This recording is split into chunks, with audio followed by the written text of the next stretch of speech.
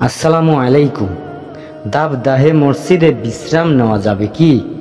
ইতিকাফকারী মসজিদে বিশ্রাম নিতে পারেন ও ঘুমাতে পারেন। ইতিকাফকারীদের জন্য মসজিদে ঘুমানো ও অবস্থান করা সওয়াবের কাজ। এছাড়া যাদের বিশ্রাম নেওয়া ও ঘুমানোর সহজ বিকল্প ব্যবস্থা নেই, তারাও মসজিদে ঢুকে বিশ্রাম নিতে পারেন বা ঘুমাতে পারেন। দাবদাহে পথচারীরা ক্লান্ত হয়ে পড়লে মসজিদে কিছুক্ষণ বিশ্রাম নিতে পারেন। এতে কোনো গুনাহ হবে না বা এটা অপছন্দনীয় নয়। তবে ইতিকাফকারী না হলে এবং মসজিদের বাইরে বিশ্রাম নেওয়ার ব্যবস্থাপনা থাকলে শুধু বিশ্রাম নেওয়া বা ঘুমানোর জন্য মসজিদ ব্যবহার করা উচিত নয়। বেশ কিছু হাদিস থেকে আমরা জানতে পারি, নবীজি সাল্লাল্লাহু আলাইহি ওয়াসাল্লামের যুগে অনেক সাহাবী বিভিন্ন সময় মসজিদে বিশ্রাম নিয়েছেন বা ঘুমিয়েছেন। ইবনে ওমর রাদিয়াল্লাহু আনহু বলেন, তরুণ ও অবিবাহিত অবস্থায় আমি মসজিদে ঘুমাতাম। সহিহ বুখারী ও সহিহ মুসলিম।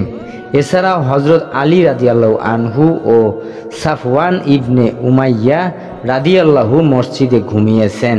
এরকম বর্ণনা পাওয়া যায়, একজন কৃষ্ণাঙ্গ নারী সাহাবী মসজিদে ঘুমিয়েছেন এবং এই রকম বর্ণনাও পাওয়া যায়। ইতিকাফ বা অন্য কোনো প্রয়োজনে মসজিদে বিশ্রাম নিলে বা ঘুমালে মসজিদের আদব ও সম্মান রক্ষার দিকে মনোযোগী থাকা আবশ্যক। মসজিদে মূলত নামাজ, জিকির, তালিম ইত্যাদি ইবাদতের জায়গা। মসজিদে মর্যাদা রক্ষা করা মুসলমানদের কর্তব্য ও তাকওয়ার দাবি।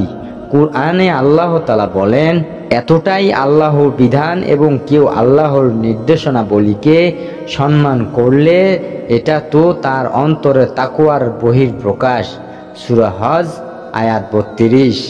মসজিদকে মর্যাদার সমুন্নত করা ও মসজিদে তার নাম স্মরণ করার জন্যই নির্দেশ দিয়ে এবং মসজিদের ইবাদতকারীদের প্রশংসা করে আল্লাহ তাআলা বলেন, যেসব গৃহকে মর্যাদায় সমুন্নত করতে এবং তাতে তার নাম স্মরণ করতে আল্লাহর নির্দেশ দিয়েছেন, সেখানে সকাল ও সন্ধ্যায় তার পবিত্রতা ও মহিমা ঘোষণা করে এমন ব্যক্তিরা যাদেরকে ব্যবসা বাণিজ্য এবং ক্রয় বিক্রয় আল্লাহর স্মরণ থেকে, নামাজ কায়েম ও যাকাত প্রদান থেকে বিরত রাখে না, তারা ভয় করে সেই দিনকেই যেদিন অন্তর ও দৃষ্টিসমূহ বিপর্যয় হয়ে পড়বে।